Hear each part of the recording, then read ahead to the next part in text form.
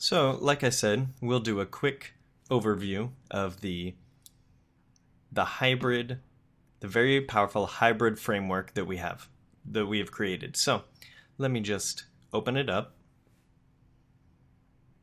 The hybrid framework script.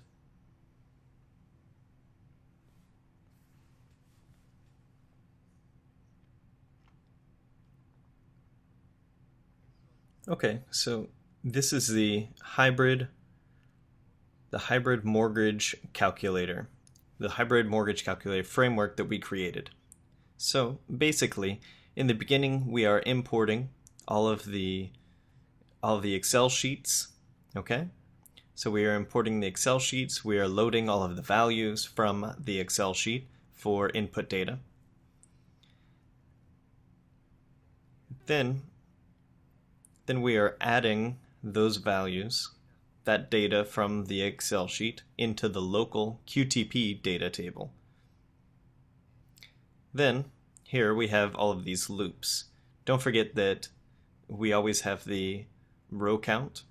So we have the row count for two of those sheets. One is the test cases sheet and one is the test step sheet.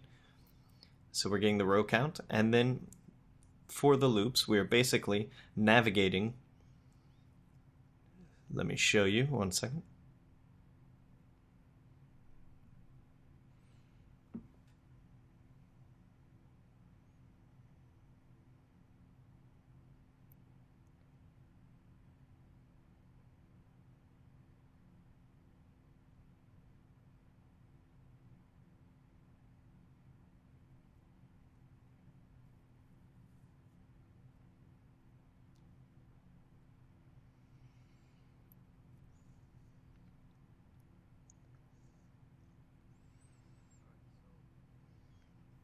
So within the Excel sheet, I'll just open up the Excel sheet.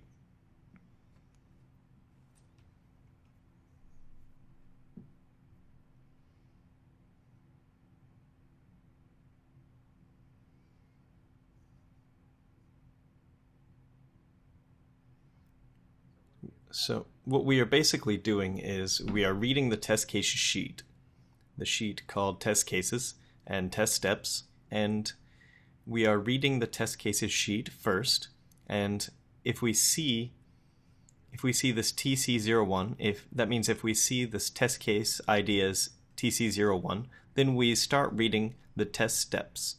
Okay? So within these test steps, we read each one of these columns, and wherever we see TC01, we then read the steps. Okay? So like, we read the steps followed by the keywords. So we read the keyword, and if we find the keyword named browser_open, then we call the function called browser_open. Then we read the next line and the next keyword, and then enter loan amount. And if we see this keyword, then we are basically calling the function named enter loan amount. So we keep reading the keywords, and wherever we find a match for our keyword, we then call that function. We find a match with our function name, and we call that function, okay? So let me just go back to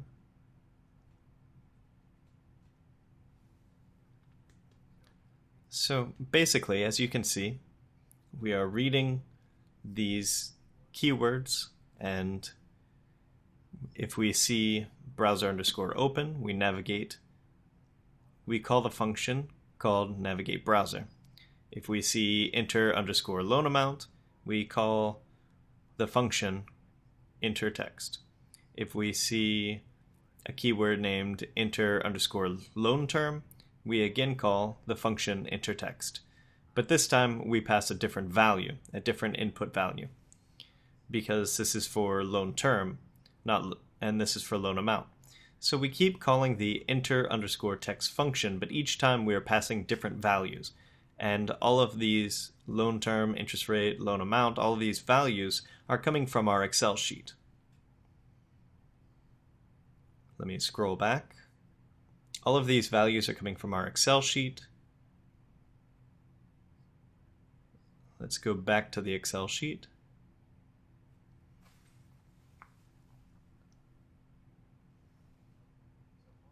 So all of these values are coming from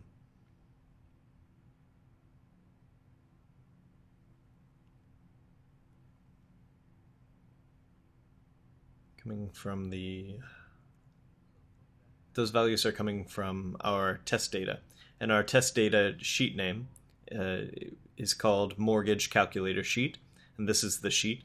So this is where we're getting the loan amount, loan term values from this sheet called Mortgage Calculator. Okay, so basically we're reading the test cases sheet and reading the test steps, finding the keywords, calling the function, and at the end we are basically writing our results back into the same Excel sheet. If I go back to the Excel sheet, so we can see another sheet within this workbook, which is named results. Okay, so basically we are writing the test name, we're writing the test name under the test name column, and we're writing pass or fail based on whatever we get in the script. So if there's an error in the script, we get a fail on this row of this column, and if there's a fail, we'll also write the error message on this row, the first row of the error message column. So this is a very powerful hybrid framework that we've built.